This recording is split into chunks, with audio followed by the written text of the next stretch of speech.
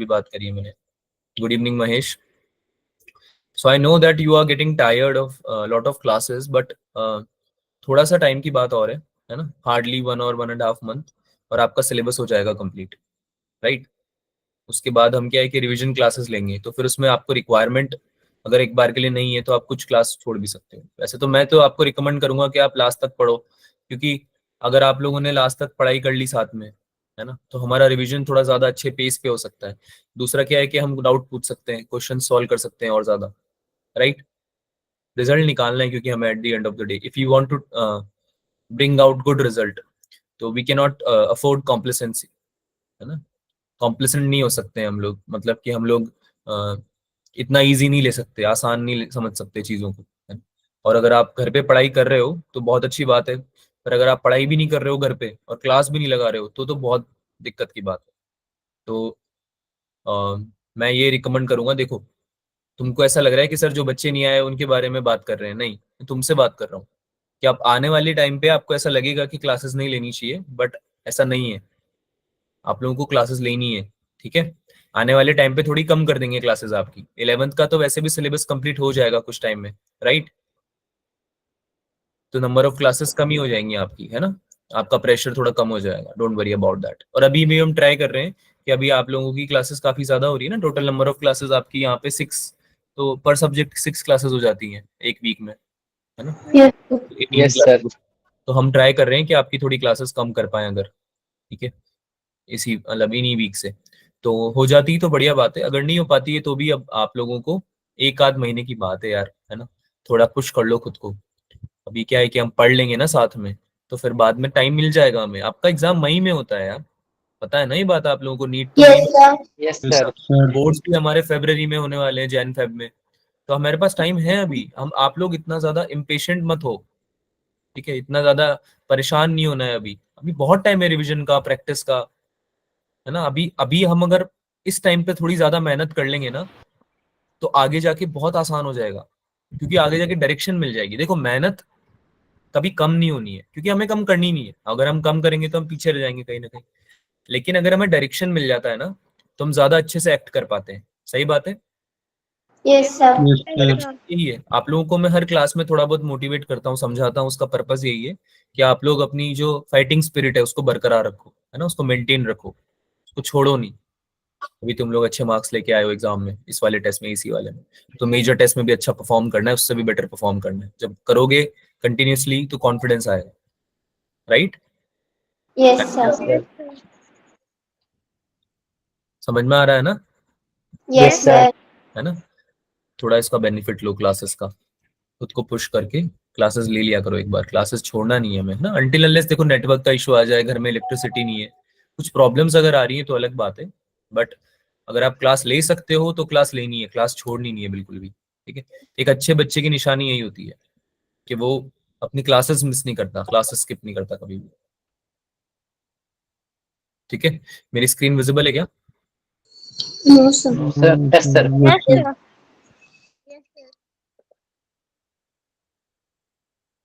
ठीक है यार, ऑप्टिक्स को चालू, ऑप्टिक्स कंटिन्यू करते हैं, अभी हमारा ऑप्टिक्स बचा हुआ है, ठीक है। अभी हमारा अगले वीक तक जाएगा ये, most probably we will try to cover it, कर ही लेंगे वैसे तो हम लास्ट, अगले टू अगले संडे जो ऑप्टिक्स का टेस्ट है उसके पहले हम कर लेंगे इसको।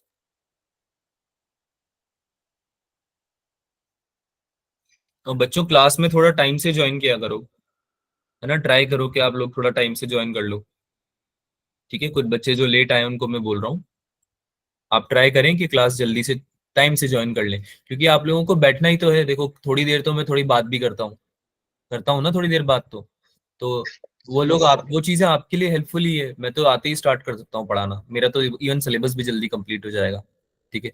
लेकिन तुम लोगों को मैं समझाता हूँ कुछ चीजें जो बहुत जरूरी है, समय के साथ आप लोग अगर वो सीखते रहोगे तो आप लोगों की प्रिपरेशन में बहुत ज्यादा हेल्प मिलेगी।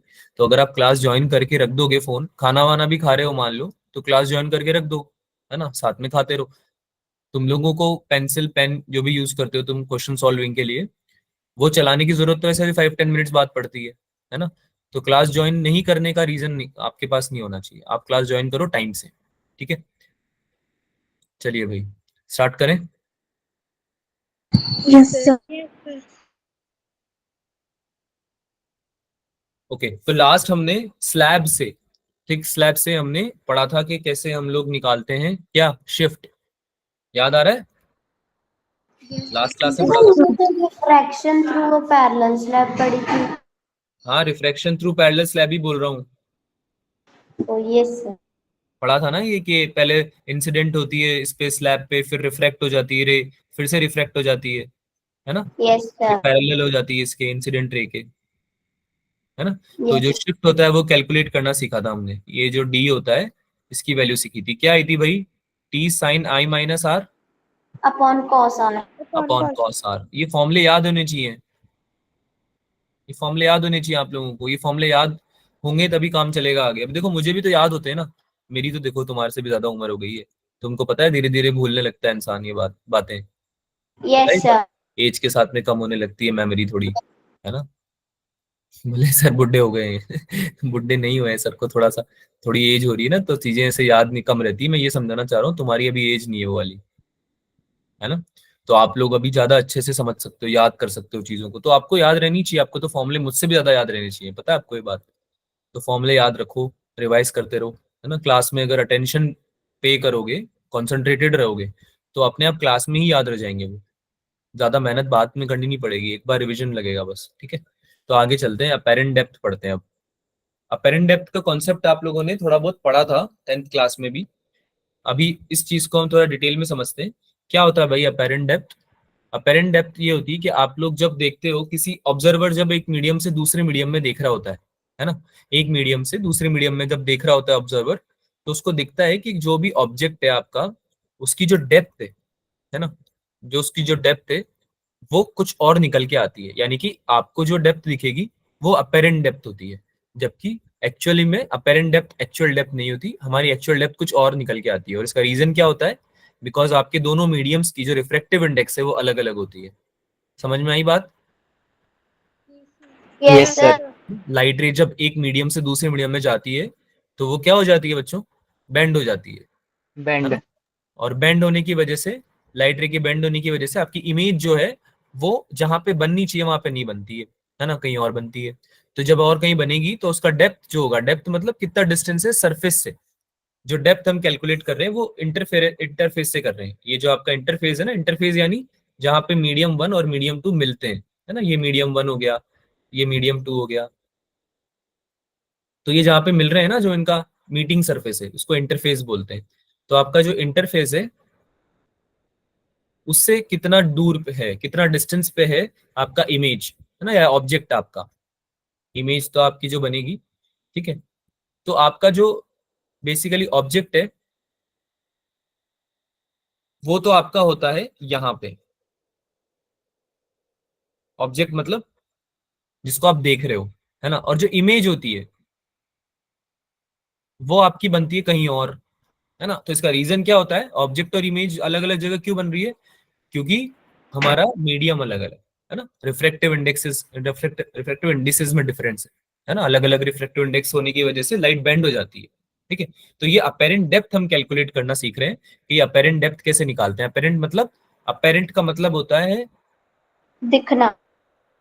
नहीं नहीं, अपेरेंट का मतलब होता है आभासी। आभासी मतलब जो एक्चुअली में नहीं है ना? यस हमको लग यस रहा है कि सर। है। जैसे मिराज, मिराज पढ़ा था ना 10th क्लास में, रेगिस्तान जो होता यस है, सर। डेजर्ट, है ना? उसमें ऐसा लगता है पानी है। पानी होता है कि एक्चुअल में? No no sir sir. No sir. Actually में पानी नहीं होता, रिफ्लेक्शन की वजह से, टोटल इंटरनल रिफ्लेक्शन की वजह से वो आपको ऐसा लगता है कि वहां पे पानी है, जबकि वो रिफ्लेक्शन होता है ना? तो यस सर। अपेरेंट का मतलब होता है आभासी, यानी कि आप लोगों को लग रहा है कि वहां पे है पर एक्चुअली वहां पे नहीं होता। नहीं होता, ठीक है? तो इसको कैलकुलेट कैसे करते हैं बच्चों? डी डैश बोलते हैं अपेरेंट डेप्थ को निकालने, मतलब अपेरेंट डेप्थ को हम डी डैश से डिनोट करते हैं, और इसका फॉर्मूला होता है डी अपॉन एन रिलेटिव। अब एन रिलेटिव क्या होता है? डी तो हो गया आपका एक्चुअल डिस्टेंस, और एन रिलेटिव क्या हो गया? Relative refractive index. Refractive index, है ना? रिलेटिव, रिलेटिव का मतलब एक मीडियम की कंपैरिजन में दूसरी, यानी कि refractive index of incident ray, जो आपकी इंसिडेंट मीडियम है ना, उसको डिवाइड करो आप रिफ्रैक्टिव इंडेक्स किससे? जिसमें आपका रिफ्रैक्शन हुआ है। बात समझ में आई? N i upon n r, है ना? Yes e dash yes sir n relative हो गया n i upon n r. तो आपका फॉर्मूला क्या बन गया, ये d dash equals to d upon n i upon n r. ठीक है, ये फॉर्मूला बहुत इंपॉर्टेंट है, इसको हम याद रखेंगे। ठीक है, बेसिकली क्या हो रहा है बच्चों, आप रिफ्रैक्टिव इंडेक्स जो है उससे डिवाइड कर रहे हो। बात समझ में आ रही है? रिफ्रैक्टिव इंडेक्स से आप डिवाइड कर रहे हो, है ना। वो फैक्टर, जिस फैक्टर की वजह से डेविएशन हो रहा है, जिस फैक्टर की वजह से लाइट रे बेंड कर रही है, उससे हम डिवाइड कर दे रहे हैं एक्चुअल डेप्थ को, है ना। तो हमें अपेरेंट डेप्थ मिल जाएगी हमारी। बात समझ में आ रही है?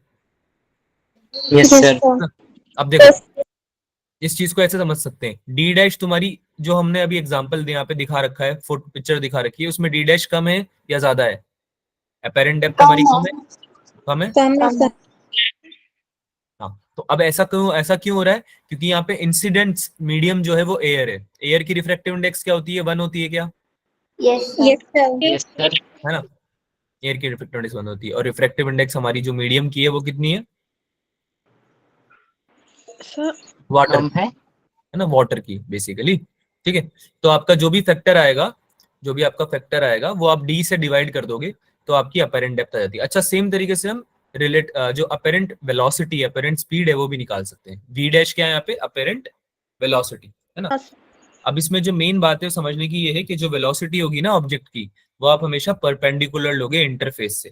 परपेंडिकुलर मतलब समझ रहे हो? जैसे कि अगर आपका ये मीडियम है और आपका जो ऑब्जेक्ट है वो अगर इस एंगल पे मूव कर रहा है ना, ये आप इसकी वेलोसिटी है ऑब्जेक्ट की, तो आप ये वाला कंपोनेंट नहीं लोगे, आप कौन सा लोगे? परपेंडिकुलर वाला। ये जो मीडियम है इसमें परपेंडिकुलर वाला लोगे आप, वी परपेंडिकुलर। बात समझ में आई सबको, है ना। Yes sir. अगर दे रखा है परपेंडिकुलर तो बहुत बढ़िया बात है, नहीं दे रखा तो कंपोनेंट निकालना तो हमें आता ही है एंगल से, है ना। एंगल से कंपोनेंट निकालना आता है ना हमें। Yes sir. तो आपको ये बात हमेशा याद रखनी है कि जो सरफेस है ना, उसके सरफेस के रिलेटिवली आपको परपेंडिकुलर कंपोनेंट लेना है। Velocity of object perpendicular to interface, ये बात याद रखना बस। ठीक है, चलिए भाई, स्नेल्स लॉ के हेल्प से हम ये सब निकाल सकते हैं। आगे चलते हैं। स्नेल्स लॉ पढ़ा हुआ है ना बच्चों? पढ़ लिया ना वो तो हमने? यस सर आता है ना स्नेल्स लॉ?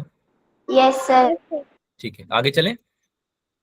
ठीक है, अब अपेरेंट शिफ्ट का फॉर्मूला निकाल लेते हैं। अपेरेंट शिफ्ट का मतलब क्या होता है? देखो, अपेरेंट शिफ्ट का मतलब हुआ कि आपका जो ऑब्जेक्ट है वो इमेज, ऑब्जेक्ट से इमेज का जो डिस्टेंस है वो कितना है ना, शिफ्ट कितना हो गया मतलब, है ना। जो ऑब्जेक्ट, अगर हमारा ऑब्जेक्ट यहाँ था तो यहाँ पे बनना चाहिए था हमारा इमेज, तो यहाँ पे दिखनी चाहिए थी ना हमें इमेज, लेकिन रिफ्रैक्शन की वजह से ऑब्जेक्ट यहाँ नहीं, हमें यहाँ दिख रहा है, यहाँ पे इमेज दिख रही है हमें ऑब्जेक्ट की। तो हमारा ये जो शिफ्ट हुआ है ना, शिफ्ट, शिफ्ट समझते हो? जैसे अभी थोड़ी देर पहले निकाला था ग्लास स्लैब में, है ना। यस तो वो सर। अपेरेंट शिफ्ट हमें निकालने का फॉर्मूला क्या होता है? D into 1/1 minus n relative. अब ये एन रिलेटिव क्या है? अभी पढ़ के आए हम जस्ट, रिलेटिव रिफ्रैक्टिव इंडेक्स। ठीक है, तो this is also one of the important formula. ठीक है, अपेरेंट शिफ्ट का फॉर्मूला होता है d into 1 minus 1 upon n relative. अच्छा, डी क्या है इसमें?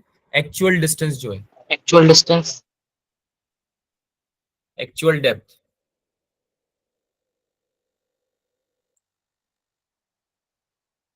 ठीक है, समझ में आया? आगे चलें, इस पे क्वेश्चन करेंगे बाकी तब डिफरेंस आ जाएगा। अच्छा, ये डिफरेंट हो जाता है सिनेरियोज के हिसाब से। जैसे कि अगर आपका ऑब्जर्वर यहाँ पे रेरर मीडियम में है, दिख रहा है आपको? ऑब्जर्वर जो है वो रेरर मीडियम में है ना, और डेंसर मीडियम में आपका ऑब्जेक्ट है, और इमेज भी वही बन रही है। तो इस केस में आपका जो लाइट रे आएगा वो अवे फ्रॉम द नॉर्मल जाएगा, राइट? यस सर है ना। तो अगर इस लाइट रे को जो ऑब्जर्वर देख रहा है वो तो यही देखेगा ना, ये वाली लाइट रे को देख पाएगा ना ऑब्जर्वर, तो यहाँ पे उसकी आंख तो यहाँ होगी। Yes sir. तो ये लाइट रेस कैसी दिख रही है? देखो बच्चों, इसको अगर हम पीछे प्रोजेक्ट करेंगे तो ये यहाँ पे मिल रही है ना, इमेज की इस पॉइंट पे मिल रही है ना। तो लाइट रे जहां से आ रही होगी वहीं पे दिखेगा ना इमेज तो ऑब्जर्वर को। बात समझ में आई? यस सर ऑब्जर्वर को तो वहीं से दिखेगा जहां से लाइट रे आ रही है, तो लाइट रे तो ऐसा लग रहा है ना कि यहाँ से आ रही है, जबकि एक्चुअल में कहाँ से आ रही है? वो नीचे से, है ना। और ऐसा क्यों हो रहा है? रिफ्रैक्शन की वजह से। सेम तरीके से अगर आपका ऑब्जर्वर डेंसर मीडियम में होगा तो उसको जो इमेज दिखेगी वो ऑब्जेक्ट से भी ज्यादा डिस्टेंस पे दिखेगी। क्यों? क्योंकि जब ऑब्जेक्ट से लाइट आएगी, ये जो लाइट आ रही है आपकी, है ना, ये रिफ्रैक्शन के बाद क्या हो जाएगी बच्चों? अवे फ्रॉम द नॉर्मल होगी या टुवर्ड्स द नॉर्मल होगी? Towards the normal. चलिए मैं तो ये यहाँ चली थी, है ना, लेकिन ये टुवर्ड्स द नॉर्मल शिफ्ट हो गई, तो ये ऐसा लगेगा कि ये थोड़ी दूर से आ रही है। देखो पीछे ट्रेस किया हमने इसको, है ना, यहाँ से ट्रेस किया, यहाँ से आ रही है। तो इससे हमें क्या पता चला कि ऑब्जर्वर अगर हमारा रेयर मीडियम में है, ठीक है, तो उसको ऐसा लगेगा कि आपका जो ऑब्जेक्ट है वो लेसर डिस्टेंस पे है ना, आपकी जो डिस्टेंस है वो कम हो जाएगी। डिस्टेंस क्या हो जाएगी, एक्चुअल डिस्टेंस, सॉरी अपेरेंट जो डिस्टेंस है वो क्या हो जाएगी, कम हो जाएगी, है ना। एक्चुअल और डिस्टेंस से कम। ऑब्जर्वर अगर आपका डेंसर मीडियम में है, अगर ऑब्जर्वर आपका डेंसर मीडियम में है, तो हमारी जो डी डैश है वो क्या हो जाएगी, बढ़ जाएगी, है ना, बड़ी हो जाएगी। यानी कि इसका मतलब ये हो गया कि D dash will be lesser than D, है ना। और आपका ऑब्जर्वर जब डेंसर मीडियम में होगा तो आपका जो अपेरेंट शिफ्ट है, अपेरेंट डिस्टेंस है, सॉरी, ठीक है, वो आपका बड़ा आएगा किससे, एक्चुअल डेप्थ से। क्या ये बात समझ में आई है? Yes sir. ठीक है, लाइट रे से समझा दिया मैंने आप लोगों को कि लाइट रे अगर इधर से उधर जा रही है, उधर से इधर आ रही है, उस पर डिपेंड कर जाएगा वो कि कहाँ से आपको, सॉरी, आपको अपेरेंट शिफ्ट, अपेरेंट डिस्टेंस जो है वो आपको ज्यादा दिखेगा एक्चुअल से या कम दिखेगा। ठीक है, आगे चलें। अब देखो एक बहुत ही प्यारा क्वेश्चन है इसी पे, इसको करो सॉल्व। अब इसमें थोड़ा सा ट्विस्ट इन्होंने ये डाल दिया कि इसमें थोड़ा सा तुमसे रिफ्लेक्शन का कॉन्सेप्ट भी पूछ लिया इन्होंने। अब क्वेश्चन ऐसे ही बनेंगे, तुमसे पूछ तो रहा है ये फाइनल इमेज की पोजीशन, यानी कि आपसे कहीं ना कहीं अपेरेंट जो डेप्थ है वो निकलवाना चाह रहा है, लेकिन इसमें आपको रिफ्लेक्शन का यूज भी करना पड़ेगा, है ना। तो आपको रिफ्लेक्शन तो आता ही है कॉनकेव मिरर से, आता है ना बच्चों? यस।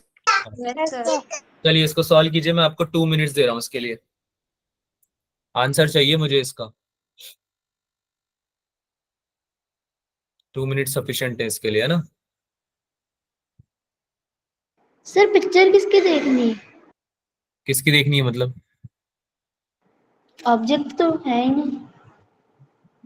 बेटा कैसी बातें कर दी, आपको वो पूछ रहा है कि इमेज की पोजीशन क्या होगी, लाइट रे आ रही है ना ऊपर से। Yes sir. हाँ, तो लाइट रे अगर इन्फिनिटी से आती है तो कहाँ पे बनती है इमेज? तो फोकस पे। क्या सिखाया मैंने, कॉनकेव मिरर हो या कॉनकेव कॉन्वेक्स मिरर हो, लाइट रेज अगर इन्फिनिटी से आ रही है तो इमेज कहाँ बनेगी? फोकस पे। कंफ्यूज क्यों हो रहे हो तो? और कुछ पढ़ाया था क्या मैंने? No sir. फिर निकालो इमेज की पोजीशन निकालो।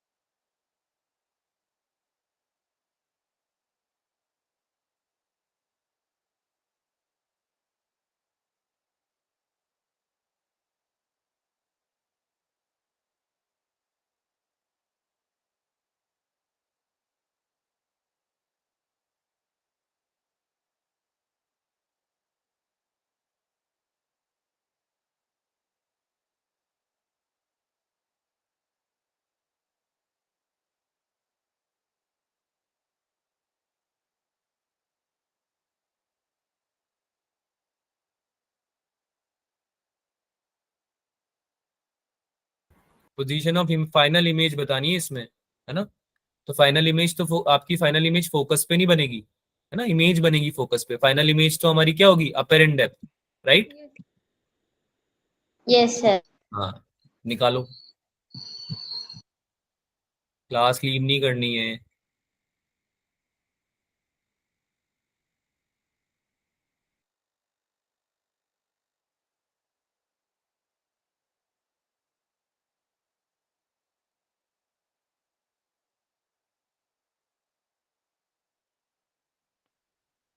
फाइनल इमेज का आंसर चाहिए मुझे महेश, है ना, फाइनल इमेज का आंसर बताओ। 10 is not the right answer.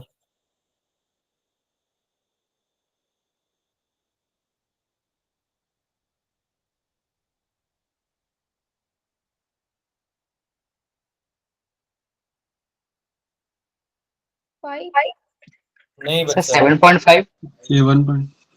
7 7.5। कैसे निकाला बताओ?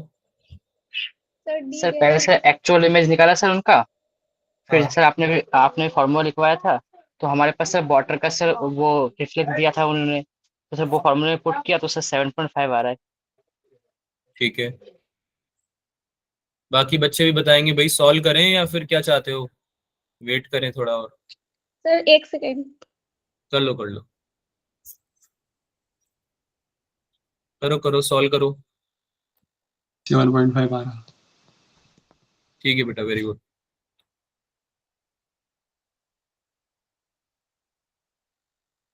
जिनको नहीं आ रहा है वो डिस्कस लिख सकते हैं चैट में।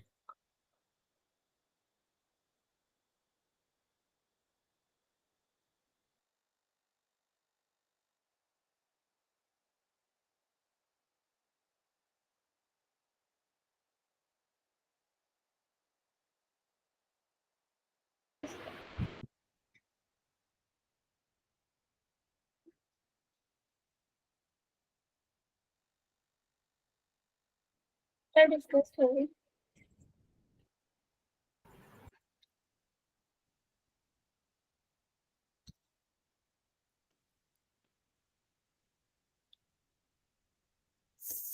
करें, डिस्कस करें। Yes sir. यस और सर। टाइम पे नहीं चाहिए, कर लें अब, है ना? काफी टाइम हो गया है, मेरे ख्याल से कर लेना चाहिए डिस्कस, है ना? सर बोलो भाई। Yes sir. ठीक है, तो भाई इसका फोकस कहाँ आएगा? लाइट रेज अगर पैरेलल होती हैं, ये लाइट रेज पैरेलल है, पैरेलल लाइट रेज आई इस पे,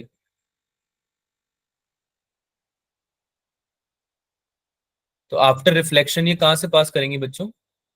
सर फोकस से। फोकस से पास करेगी, है ना? मान लो ये पॉइंट था तुम्हारा, ठीक है, तो यहाँ से ये पास करी, तो ये पॉइंट तुम्हारा क्या हो गया? फोकस हो गया ना, है यस ना? सर। अब फोकस की कैसे वैल्यू निकालेंगे? आर दिया हुआ है यहाँ पे 40 सेंटीमीटर, तो एफ कितना हो जाएगा? R by 20। Two, R/2 sir. 20 centimetre हो जाएगा। तो यानी कि ये आपका डिस्टेंस है 20 सेंटीमीटर। अब 20 सेंटीमीटर ये यहाँ से है बच्चों, यहाँ से 20 है, राइट? मिरर से है यस ना सर। 20, मिरर का फोकस है तो ये वाला डिस्टेंस कितना बचा हमारा? ये 10 बचा है क्या? 10 सेंटीमीटर सर। सेंटीमीटर। है ना? 10 सेंटीमीटर हमारा डिस्टेंस बचा है इंटरफेस से। हमको क्या निकालना है? Final position of image. तो अगर आपका नीचे वाटर है, ऊपर एयर है, तो डेफिनेटली ये क्या होगा? इंटरफेस, इंटरफेस से हम देखने वाले हैं कि एक्चुअली कितना आने वाला है डिस्टेंस, तो हमें अपेरेंट डेप्थ निकालनी पड़ेगी। बात समझ में आ यस रही है यस सर। सबको? यहाँ पे नहीं आएगा ना ये एक्चुअली, एक्चुअली कहाँ पे आ रहा होगा? देखो, लाइट रे, इसको कैसे दिखाऊंगा मैं? ये तुम्हारा मिरर था, है ना? यहाँ पे तुमने इंसिडेंट किया लाइट को, तो तुम्हारी यहाँ पे गई, ठीक है। अभी देखो यहाँ पे मिल रही है, तो यहाँ से पास होने वाली है ये, है यस ना? इस सर। इंटरफेस से पास होने वाली है।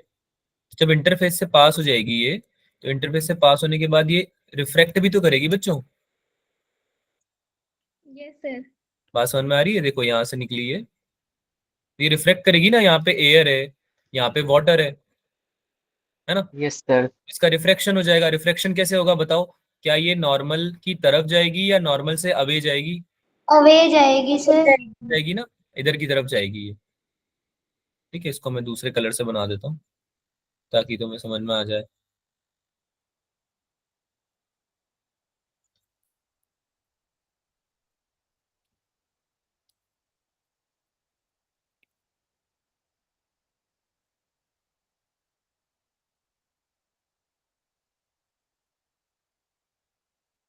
इधर निकल जाएगी। अब इस वाली अवे वाली रे को, जो ये बाहर जा रही है, इसको हमें पीछे ट्रेस करना पड़ेगा।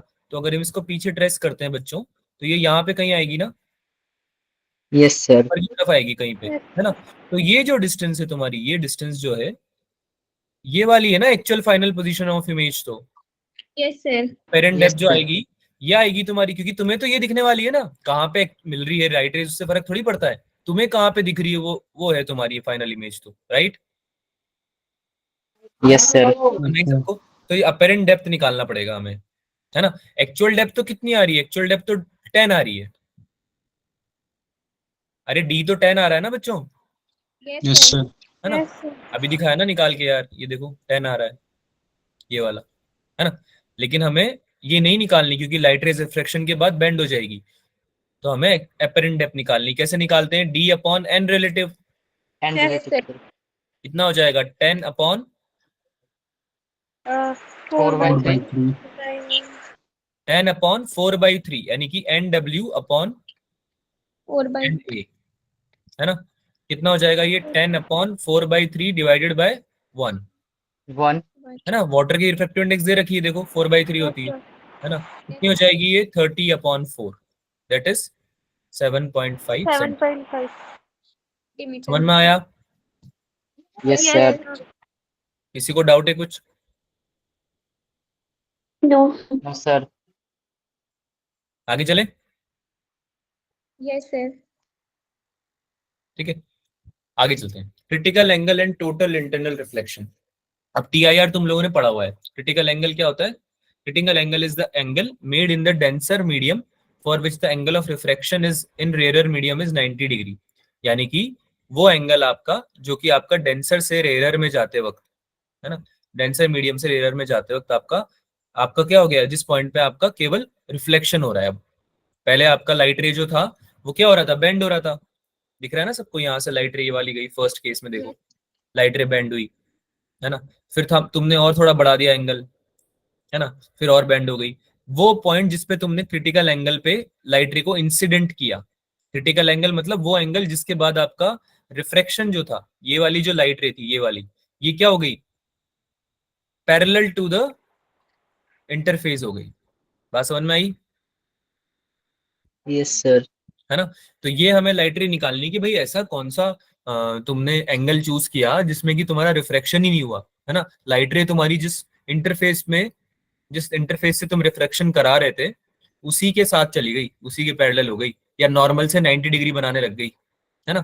तो वो एंगल, जिस एंगल पे लाइट रे आफ्टर रिफ्रैक्शन 90 डिग्री बनाती है नॉर्मल से, उस एंगल को हम क्या बोलते हैं? Critical angle. Critical angle. ठीक है, बात समझ में आई सबको? और आफ्टर दिस क्रिटिकल एंगल अगर तुम और एंगल बढ़ाओगे, क्योंकि तुम्हारा मन किया, तुमने बोला कि अच्छा कुछ नया आया है, अब तो हम रुकने वाले हैं नहीं, है ना, अब तो और एंगल बढ़ाएंगे, तुमने और बढ़ा दिया भाई। जब तुमने आई सी से बड़ा कर दिया तो उस केस में तो फिर अब तो लाइट रे से भी रहा नहीं गया, वो बोलती है कि अब मैं रिफ्लेक्शन नहीं कर सकती, अब मुझे रिफ्लेक्शन नहीं करना पड़ेगा। तो लाइट रे बोली कि इधर मैं जा रही हूँ सेम मीडियम में, तो light reflects in the same medium, है ना, after getting incident on the interface, and that is called, this phenomena is called total internal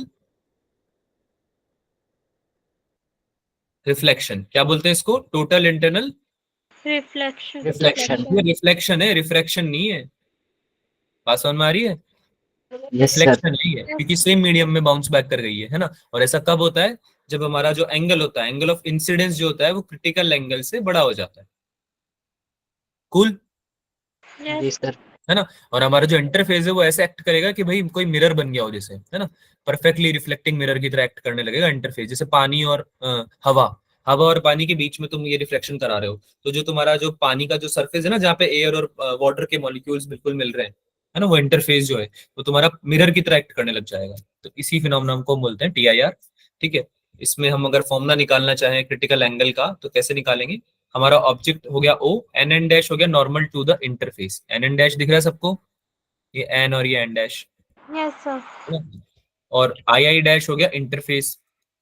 I I dash ये हो गया, देखो आई और आई डैश, है ना? ये बेसिकली हमने ज्योमेट्री बना दी उसकी कि भाई क्या कहाँ पे कौन सी चीज हम मेंशन कर रहे हैं। सी हो गया क्रिटिकल एंगल, ए बी हो गया reflected ray due to T I R, और आई हमारा जब सी है तो आर हो जाएगा 90 डिग्री, है ना? लेकिन जब हमारा आई सी से भी बड़ा हो जाएगा तो क्रिटिकल एंगल, सॉरी, जब हमारा आई सी के बराबर हो जाएगा तो आर हो जाएगा 90 डिग्री। और इस सी को हम कैसे निकालते हैं? Sine inverse N R upon n d. इसमें एन आर और एन डी क्या है बता सकते हो? Refractive index of rarer medium and refractive index of denser medium. हाँ, ये है refractive index of rare medium.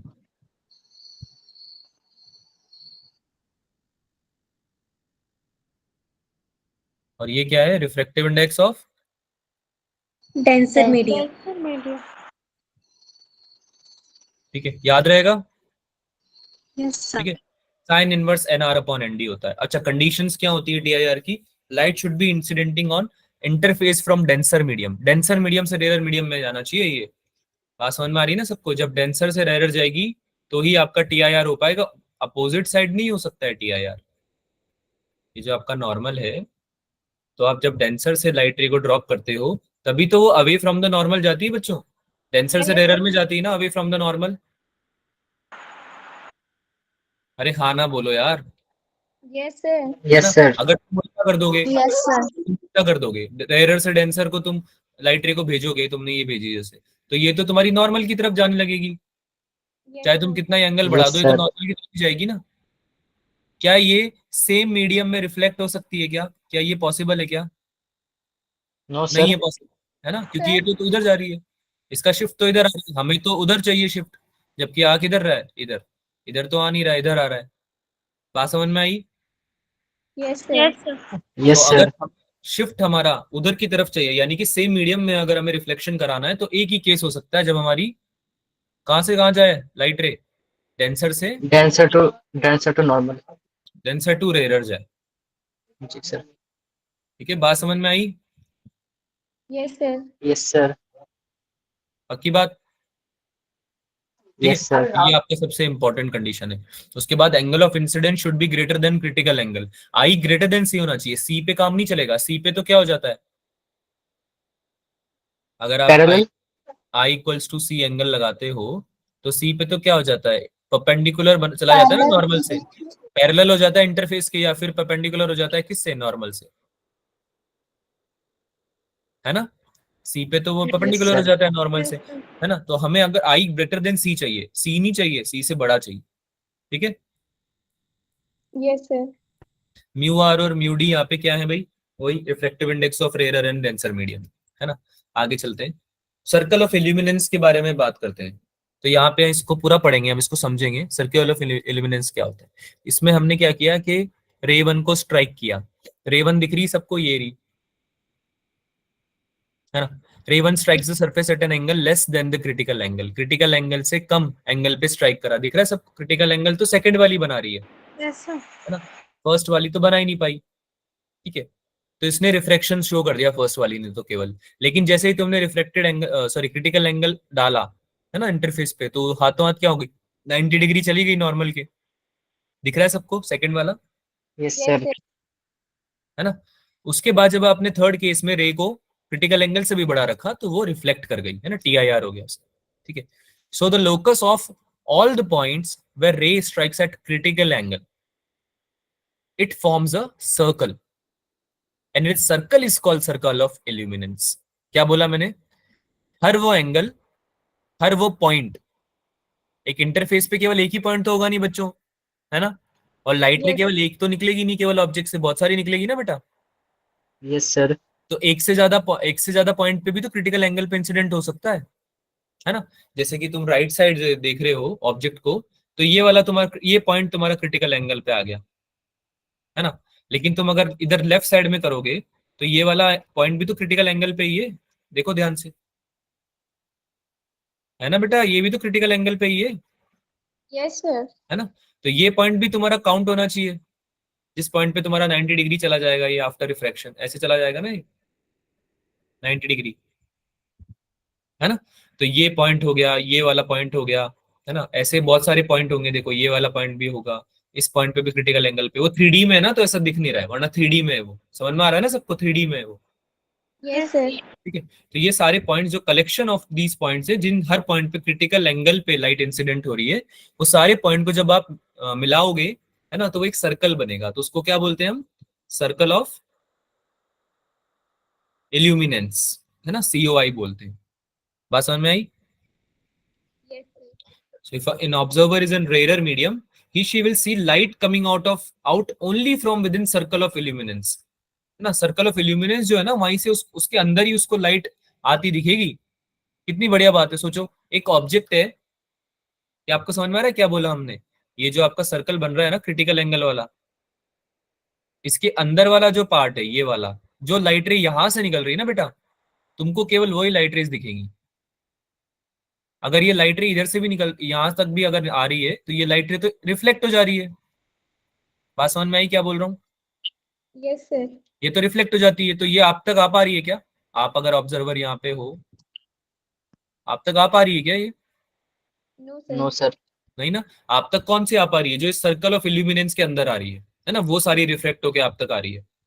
तो हमने क्या सीखा कि जो सर्कल ऑफ इल्यूमिनेंस है, उसका पर्पस ये है, उसका मतलब ये डिराइव उसको डिफाइन करने का कि भाई इस सर्कल ऑफ इल्यूमिनेंस के अंदर ही आप जो लाइट रेज है वो देख पाओगे, है ना, जो ऑब्जेक्ट्स आ रही हैं। बाकी सब जगह तो आपको दिखेगी ही नहीं, है ना। और Yes. इसकी रेडियस भी निकाली जा सकती है, ट्रिग्नोमेट्री से निकाल लोगे रेडियस तो तुम बहुत इजीली, है ना। ट्रिग्नोमेट्री से निकल जाएगी ये तो, पाइथागोरस थ्योरम लगा के इसमें। ठीक है, अरे हाँ या ना? Yes, sir. चलो एक क्वेश्चन कर दो फिर, लेट्स सॉल्व क्वेश्चन। आपको निकालना है find the angle of refraction in a medium. Medium का आपको रिफ्रैक्टिव इंडेक्स दे रखा है 2। If light is incident in vacuum making angle equal to twice the critical angle, यानी कि आई जो है आपका इंसिडेंट एंगल वो ट्वाइस है क्रिटिकल एंगल के। ठीक है, करो उसको सॉल्व करो।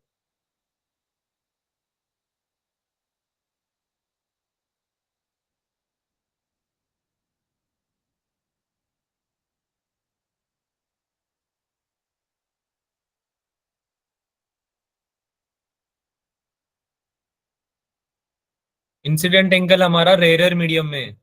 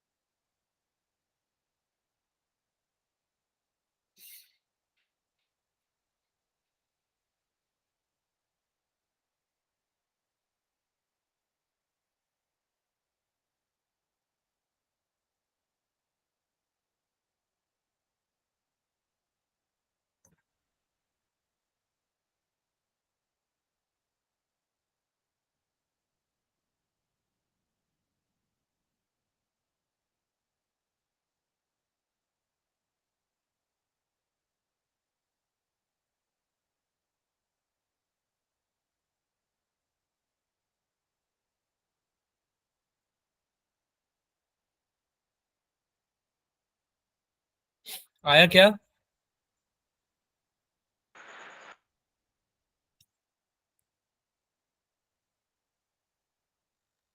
अरे क्वेश्चन समझ में नहीं आया क्या? सर क्वेश्चन आ गया है समझ। फिर आंसर नहीं आया? No, sir. टीआईआर करवा दिया इसमें?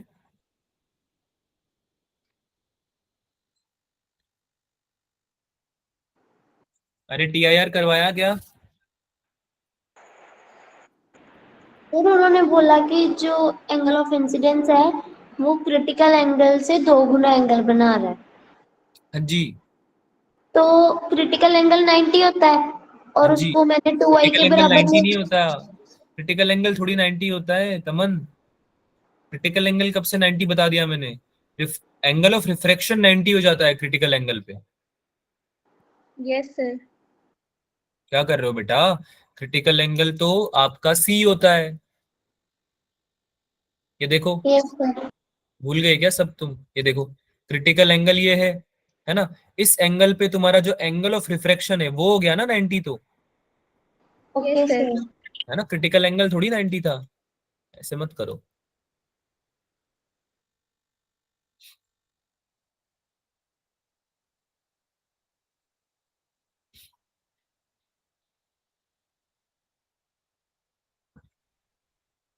पहले तो आप निकालो, वैल्यू निकालो पहले आप, कि आपका इंसिडेंट एंगल कितना होगा, पहले आप वो निकालो, आई की वैल्यू तो निकालो इससे।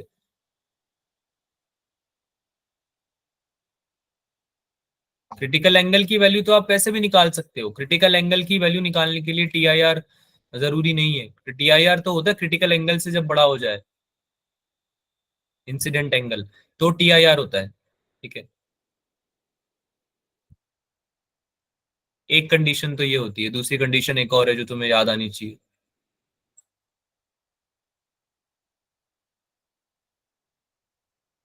क्रिटिकल एंगल एक प्रॉपर्टी होती है बेटा, है ना? किसकी प्रॉपर्टी होती है क्रिटिकल एंगल? रिफ्रैक्टिव इंडिसेस की प्रॉपर्टी होती है दोनों मीडियम के, राइट? सर तो यस क्रिटिकल सर। एंगल तो डिफाइन हर चीज के लिए होता है ना? क्रिटिकल एंगल तो डिफाइन सबके लिए होगा। अच्छा, वैक्यूम का क्या लोगे? वैक्यूम का क्या लोगे? सर 1। 1। 1 ना, refractive index of vacuum is 1। ठीक है। तो सर हाँ, साइन सी निकालने के लिए sine c is equals to n are by N d लगाएंगे ना? हाँ, सर यही तो लगाया। 30 ना डिग्री आ रहा है, 30 डिग्री आ रहा है। सी 30 डिग्री आ रहा है, क्रिटिकल एंगल 30 डिग्री आ रहा है। Yes sir. हाँ तो सही तो है, क्यों इतना अंडर कॉन्फिडेंट हो तुम लाइफ में? हाँ भाई, क्या यस बात हो सर। गई? इतना अंडर कॉन्फिडेंट क्यों है हम? Sorry sir. जीवन में आए हैं अब, तो कॉन्फिडेंस दिखाओ, है ना? आ गए हैं अब जीवन में तो कॉन्फिडेंस दिखा लेते हैं। तो सर एंगल ऑफ इंसिडेंस निकालने के बाद क्या करना है? एंगल ऑफ इंसिडेंस निकालने के बाद एंगल ऑफ रिफ्रैक्शन निकालना है। ओके ओके ओके क्या? ये तो लिखा हुआ था, मुझसे पूछने की जरूरत थोड़ी थी तुम्हें। सॉल्व करके बता देना चाहिए था अभी तक तो तुमको। करें, डिस्कस करें? Yes sir. Yes sir. Yes sir. बाकी बच्चे तो आंसर ही नहीं कर रहे हैं आजकल, क्या बात है? काजल, आजकल बोलते नहीं हो आप कुछ? काजल बोलेगी सर नेट ही नहीं चल रहा है मेरा तो। चल रहा है सर। ठीक है, डिस्कस करते हैं इसको। तो भाई, सबसे पहले तो क्रिटिकल एंगल निकालो। सी इक्वल्स टू क्या होगा? Sine inverse, N R by N D. हाँ, रिफ्रैक्टिव इंडेक्स ऑफ वैक्यूम, है ना, divided by refractive index of medium, denser medium. है ना? कितना हो जाएगा ये? C equals to sine inverse sine inverse 1/रूट। अपॉन 2। तो सी कितना आ गया? 30 डिग्री। 50 डिग्री। अच्छा, ये दे रखा है आई इक्वल्स टू ट्वाइस ऑफ सी, ये दे रखा है। तो आई यस कितना हो गया? Sir 60 degree. आई हो गया 60 डिग्री। ठीक है। अच्छा, इसमें टी आई आर हो रहा है क्या? No sir. क्यों? अच्छा, यस होगा वो तो।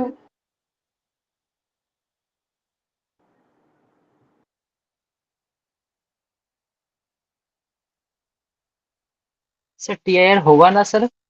टी आई आर तो इसमें हो ही नहीं रहा है, क्योंकि पहली कंडीशन ही मीट नहीं करी बेटा। इंसिडेंट रे आपकी जो आ रही है, इंसिडेंट रे जो आपकी आ रही है, वो आ रही है वैक्यूम से। जी सर जी। Incident in vacuum. और इसके बाद ये कहाँ जा रही है? बताओ। डेंसर मीडियम डेंसर में। मीडियम। मीडियम में जा रही है, डेंसर मीडियम में, है ना? यस तो सर। रेयर से डेंसर में होता है क्या कभी T I R? No no sir. Sir.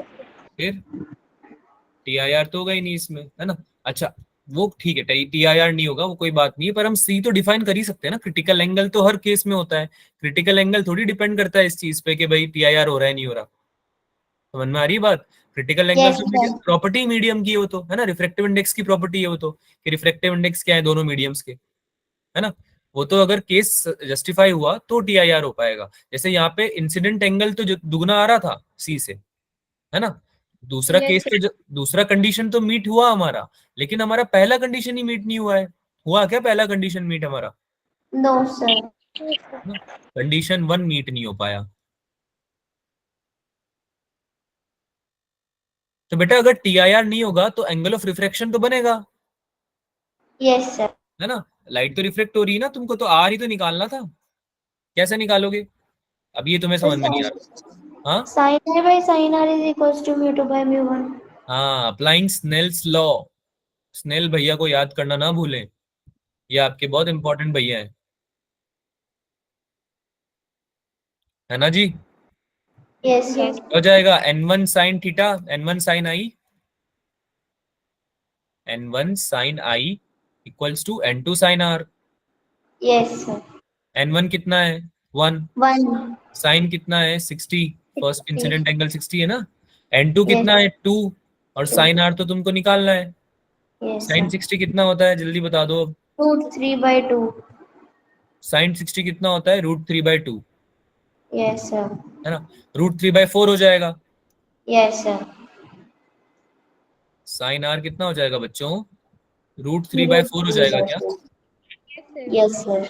तो आर कितना आ गया? Sine inverse 3/4 √3/4। Under root 3/4। क्या बात समझ में आई? क्या क्वेश्चन समझ में आया?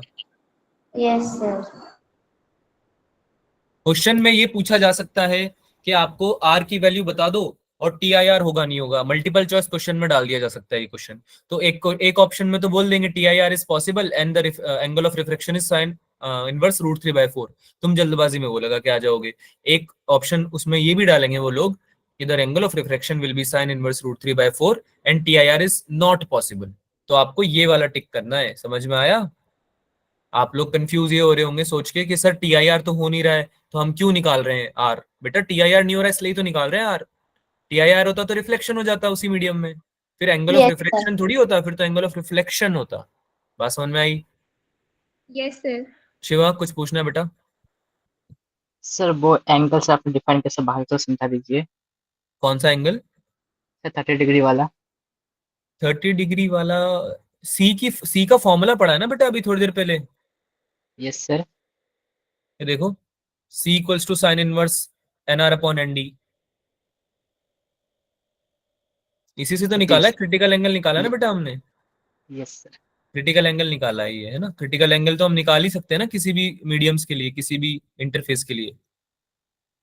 जी सर, आ गया समझ। क्रिटिकल मीडियम लिख दिया मैंने एंगल की जगह, टंग ट्विस्टर हो गया मेरे लिए ये। इसको मैं लिख देता हूँ क्रिटिकल एंगल। ठीक है, समझ में आ गया बेटा? यस आगे सर। चले। ठीक है यार, कैरेक्टरिस्टिक्स ऑफ प्रिज्म पढ़ते हैं। प्रिज्म, प्रिज्म देखा है सबने? Yes sir. Yes, एक sir. homogeneous solid transparent and refracting medium bounded by two plane surfaces inclined at an angle is called a prism। कोई भी एंगल पे दो आपके जो सरफेस हैं, प्लेन सरफेस है, वो जब इंक्लाइन हो जाएंगे, है ना, दो मीडियम होंगे ऑब्वियसली, रिफ्रैक्टिंग मीडियम उसमें, है ना। तो ऐसे सॉलिड ट्रांसपेरेंट, ट्रांसपेरेंट होना चाहिए, दिखना चाहिए उसके आसपास आर पार आपको, है ना। और होमोजीनियस होना चाहिए, मतलब होमोजीनियस यानी एक ही मटेरियल का बना हुआ हो। ठीक है, तो उसको हम प्रिज्म बोलते हैं भाई। 3D व्यू में अगर आप इसको देखोगे तो आपको 3D व्यू में ऐसा कुछ दिखता है। ये सब लोगों ने देखा होगा प्रिज्म कभी ना कभी, है ना। फोटो में यस। तो देखा ही होगा Yes, ना sir. एटलीस्ट। ठीक है, अभी मेरे पास है नहीं, मेरे पास पड़ा हुआ था, अभी दिखाता वरना तुमको मैं। वैसे आप लोगों ने देखा हुआ है prism. So refraction through a prism समझते हैं हम। इंसिडेंट रे आती है, इंसिडेंट रे आती है अपने नन्हे नन्हे कदमों से, है ना। और जैसे ही इस पे इंसिडेंट होती है प्रिज्म के पहले सरफेस पे, तो इसका रिफ्रैक्शन हो जाता है, right. Yes, yes sir. sir. अब ये जो रिफ्रैक्शन होगा, ये रिफ्रेक्टेड रे आपकी फिर से प्रिज्म के सरफेस पे टकराएगी, है ना। और Yes, फिर यस से sir. क्या हो जाएगा इसका रिफ्लेक्शन। तो पहली बार तो आपकी जो इंसिडेंट रे है वो नॉर्मल के टूवर्ड्स बेंड हो रही है ना, रेयर से अगर डेंसर जा रही है तो, हवा से आ रही है तो इन केस, है ना। और जब सेकंड केस में रिफ्लेक्टेड रे आपकी वापस से इमर्जेंट रे बन जाएगी तो फिर अवे फ्रॉम द नॉर्मल चली जाएगी, है ना। तो इसमें तीन एंगल बनेंगे, angle of incidence, angle of refraction और एंगल ऑफ इमर्जेंस, इमरजेंस। है ना। तीन एंगल बनते हैं इसमें। ठीक है, तो कोई भी ऐसी नई बात है नहीं, आप लोगों को पता है ये तो सारी चीजें। अच्छा, इसमें जो एक चीज हम डिफाइन करते हैं वो क्या करते हैं, डेविएशन डिफाइन ना, डेल्टा। डेल्टा को क्या बोलते हैं, डेविएशन। डेविएशन क्या होता है भाई, इंसिडेंट रे से कितनी दूर इमर्जेंट रे, वही जो ग्लास स्लैब में कर रहे थे ना। Yes sir. अरे ग्लास स्लैब में करते थे ना, जो एंगल ऑफ इंसिडेंस से था उससे कितनी दूर आपके चला गया था ये, है ना। ये शिफ्ट डिफाइन करते थे ना, डी। वैसे यहाँ पे डेल्टा डिफाइन कर रहे हैं। ठीक है, डेल्टा जो है वो एंगल ऑफ डेविएशन है बस। क्या है ये, एंगल है ये, एंगल ऑफ डेविएशन। Deviation. तो इसको निकालने की बातें होंगी बस। ठीक है, P Q and P R यहाँ पे रिफ्रेक्टिंग सर्फेसेस हैं। क्यू पी आर जो है आपका एंगल क्यू पी आर, ये बहुत इंपॉर्टेंट एंगल है ए। इसको हम क्या बोलते हैं, एंगल ऑफ प्रिज्म या फिर apex angle. Angle of prism नाम से भी दिखाया जा सकता है आपको ये, है ना। दोनों में से कोई भी वर्ड यूज हो सकता है, कंफ्यूज मत होना। ठीक है, अच्छा, डेल्टा क्या है, एंगल ऑफ डेविएशन, अभी अभी हमने पढ़ा। So for refraction of a monochromatic single wavelength, monochromatic मतलब एक ही वेवलेंथ की लाइट है ना, अलग अलग वेवलेंथ्स नहीं है ना। रे, अभी इसको बताऊंगा इसका रीजन भी क्यों है ऐसा। Ray of light through a prism, कौन से रिफ्रैक्शन की बात हो रही है यहाँ पे, जिसमें कि एक ही वेवलेंथ की लाइट को यूज किया गया है प्रिज्म से। ठीक है, तो कैसे डिफाइन करेंगे डेल्टा, आई plus E minus R1 plus R2। देखो ध्यान से देखो, डेल्टा ये बन रहा है आपका ये वाला एंगल, है ना। तो इसमें आई ये वाला एंगल हो गया, ई ये वाला एंगल हो गया, ठीक है। तो आपका अगर आप ध्यान से समझोगे तो ये आई है नॉर्मल से, ये वाला एंगल आई है ना, और ये आगे जा रहा है जो कि आपका बनेगा डेल्टा बनवाएगा आगे जाके, है ना। और ये आपका आगे जाके अगर हम इसको 90 डिग्री पे एक्सटेंड करते हैं प्रिज्म को, ठीक है, तो ये नॉर्मल से जो आपका इमर्जेंट रे बनाएगा वो आपका हो जाएगा ई, ठीक है। तो जब आप इसको आगे जाके मिलाओगे इससे तो ये आपका बनेगा डेल्टा, है ना। तो डेल्टा कैसे डिफाइन कर रहे हैं हम, आई plus E minus R1 plus R2। अभी R1 और R2 क्या है, R1 और R2 क्या है बच्चों? Sir angle of refraction. हाँ, एंगल ऑफ रिफ्रैक्शन है, और R1 plus R2 equals to ए होता है। ये बहुत इंपॉर्टेंट है रिजल्ट, है ना। अगर आप ध्यान से समझोगे तो R1 है फर्स्ट रिफ्रैक्शन और R2 है सेकंड रिफ्रैक्शन। बात समझ में आई? Yes, sir. जो आपका प्रिज्म है इस पे जब इंसिडेंट रे एंटर करी ऐसे, है ना, तो इसका कुछ रिफ्रैक्शन हुआ है इधर, तो ये फर्स्ट एंगल जो है वो है R1, और जब आपका सेकंड रिफ्रैक्शन होगा, सेकंड रिफ्रैक्शन जो होगा, ठीक है, तो इसमें जो आपका R2 बनेगा, मतलब जो एंगल ऑफ रिफ्रैक्शन बनेगा वो हो जाता है R2, और ये दोनों मिला के किसके इक्वल होते हैं, एपेक्स एंगल के, एंगल ऑफ प्रिज्म के, ठीक है। तो ये फॉर्मूला क्या बन जाता है एंगल ऑफ डेविएशन का, आई प्लस ई माइनस ए, ठीक है। ये इंपॉर्टेंट है, इसको आप नोट कर लें, ठीक है। यहाँ पे हमने दिखाया हुआ है variation of delta versus I, यानी कि आपका जैसे जैसे आप एंगल चेंज करोगे, इंसिडेंट एंगल चेंज करोगे, वैसे वैसे आपका डेल्टा कैसे चेंज होगा ये आपको दिखाया हुआ है। तो जैसे कि हमने यहाँ पे देखा कि मिनिमम एंगल के लिए, अच्छा ये जो सारे हमने बात करें ना TIR वगैरह, ये सब डिफाइन ही, प्रिज्म वगैरह ये सब डिफाइन है स्मॉल एंगल्स के लिए, ना पैरेक्शियल एंगल, जो एक्चुअल डेप्थ, जो अपेरेंट डेप्थ वाला कॉन्सेप्ट पढ़ा था, ये सब डिफाइन किसके लिए है, पैरेक्शियल रेस के लिए। पैरेक्शियल रेस क्या होता है समझाया था ना मैंने स्टार्टिंग में।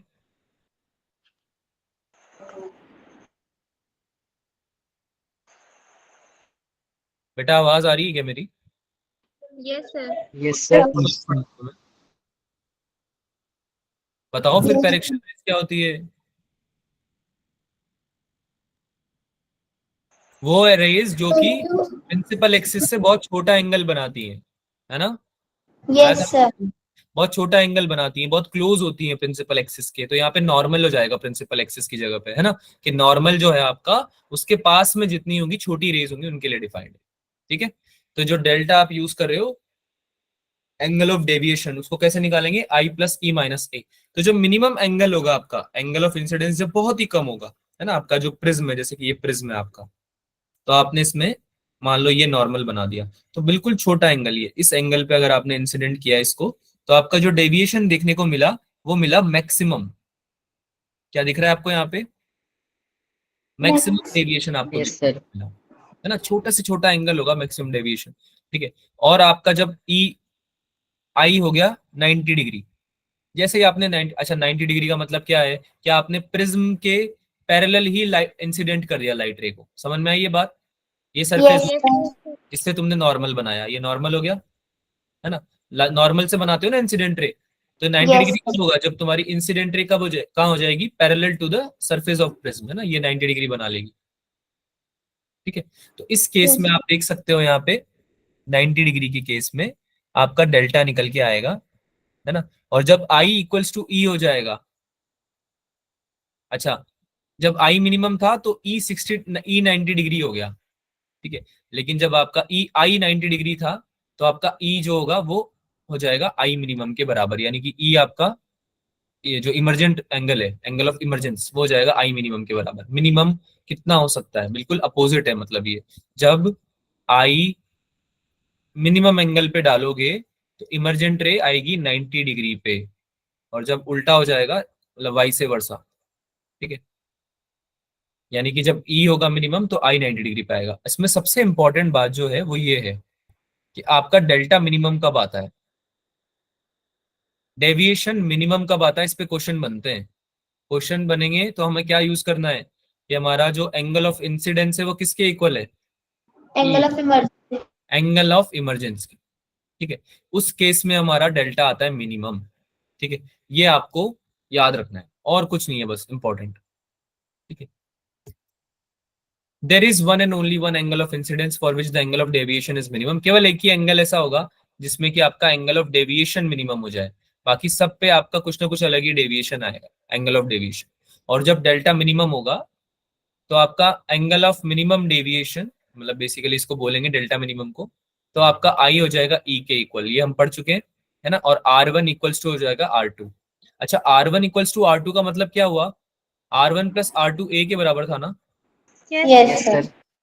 तो अगर R one equals to R two हो गया तो इसका मतलब क्या हुआ कि आर इक्वल्स टू क्या है, ए बाय टू। के बराबर, Take two.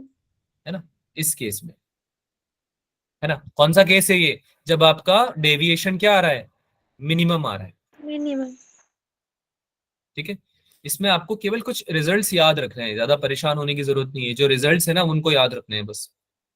ठीक है, ये तो बस आपके अंडरस्टैंडिंग के लिए समझाया जा रहा है कि भाई आपको समझ में आए कि कैसे आ रहे हैं रिजल्ट। तो आई मिनिमम जो है एंगल ऑफ इंसिडेंस है फॉर मिनिमम डेविएशन।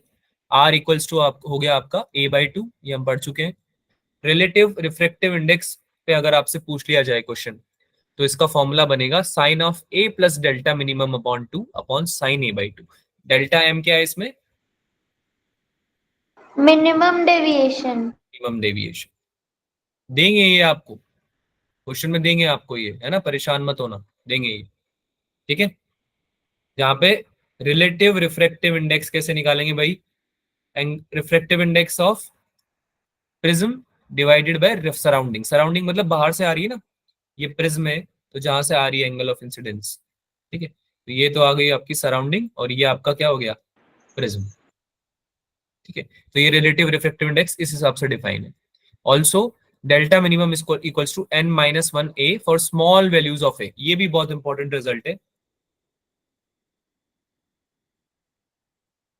जब भी आपकी ए की वैल्यू बहुत छोटी होगी, कभी आपको दे देंगे 2 degree, A equals to 2 degree दे दिया जैसे, तो उस केस में आपको डेल्टा मिनिमम निकालने के लिए क्या करना है बच्चों, आप सीधे n माइनस वन करना और मल्टीप्लाई कर देना उसको a से। तो n क्या है इसमें, एंड रिफ्रैक्टिव इंडेक्स। किस चीज की, रिलेटिव। n है यहाँ पे प्रिज्म की refractive index. Okay. For a thin prism, thin prism होगा अगर आपका एंगल ऑफ थिन प्रिज्म मतलब एंगल ऑफ जो प्रिज्म है वो कम है ना, 10 डिग्री से भी कम है, equal less than equal 10 degree. And for small values of I all values of delta equals to n relative minus one upon A. तो यहाँ पे तो केवल डेल्टा मिनिमम की वैल्यू बच्चों आपकी n माइनस वन इंटू ए आई है। दोनों में डिफरेंस समझ में आ रहा है आपको, जब आपका प्रिज्म थिन नहीं है, जब आपका प्रिज्म थिन नहीं है लेकिन एंगल छोटा है, उस केस में केवल डेल्टा मिनिमम होगा n minus one into A. लेकिन अगर थिन प्रिज्म है यानी कि angle less than equal to 10 degree है, तो फिर जो भी वैल्यू ले लो आई की, कुछ भी वैल्यू ले लो, सबके लिए डेल्टा, मतलब डेल्टा जो है आपका in general n relative minus one into A define. बात समझ में आई। Yes, sir. ठीक है, तो ये कुछ रिजल्ट है, ये क्वेश्चंस के थ्रू हमें याद हो जाएंगे, परेशान मत होना कि सर ये बहुत ज्यादा थ्योरी हो गई। ऐसा लग रहा है ना कि बहुत ज्यादा थ्योरी होगी सर, इतने सारे रिजल्ट याद नहीं रह पाएंगे, है ना। Yes. यस। लेकिन ये क्वेश्चन जब हम करेंगे ना तो क्वेश्चन के साथ साथ आपको याद होते जाएंगे। ठीक है, और इसकी इंपॉर्टेंस इतनी है, इससे ज्यादा इंपॉर्टेंस है भी नहीं इसकी, तो परेशान होने की जरूरत नहीं है। कुछ चीजें इसलिए भी पढ़ाई जाती हैं ताकि तुम्हारा सिलेबस में जो है कवरेज आए, है ना, ताकि अगर क्वेश्चन आ जाए तो आपका आइडिया हो कि कैसे करते हैं। बात समझ में आ रही है। Yes sir. Yes sir. ठीक है, चलो भैया आगे चलते हैं। एक क्वेश्चन कर दोगे क्या इस बात पे, yes. Refracting angle of prism दे रखा है 60 डिग्री, रिफ्रैक्टिव इंडेक्स दे रखी है उसकी 3/2। What is the angle of incidence पूछा, आई पूछ रहा है तुमसे मिनिमम डेविएशन निकालने के लिए। Also find the minimum deviation, ये भी निकालना है आपको, है ना, आई भी निकालना है, डेल्टा मिनिमम भी निकालना है। और एयर से आपकी इंसिडेंट रे आ रही है नहीं, एन इक्वल्स टू वन है, n of air equals to one है। ठीक है,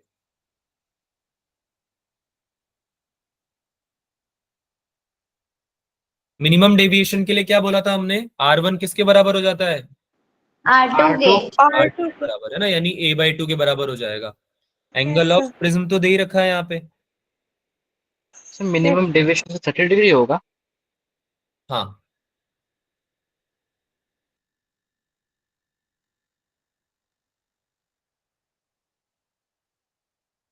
उसके बाद क्या निकालना है, डेल्टा मिनिमम, नहीं मिनिमम डेविएशन 30 डिग्री नहीं होगा, आपका R जो आएगा वो आएगा 30 डिग्री, a/2। Yes sir. ठीक है, फिर एंगल ऑफ इंसिडेंस निकाल लेना उससे, आई निकाल लोगे ना स्नेल्स लॉ लगा के, yes, sir. यस निकालो सर। निकालो। एंगल ऑफ रिफ्रैक्शन आएगा बेटा 30 डिग्री, तो R इक्वल्स टू a/2 होता है ना, क्योंकि डेल्टा मिनिमम तो आपको ऐसे थोड़ी निकालोगे, डेल्टा मिनिमम, डेल्टा मिनिमम कितना होता है, सर देखो वो दो टर्म में से कंफ्यूज हो गया था सर, वो ही था मतलब। हाँ हाँ हाँ, R होगा a/2, चलो निकालो।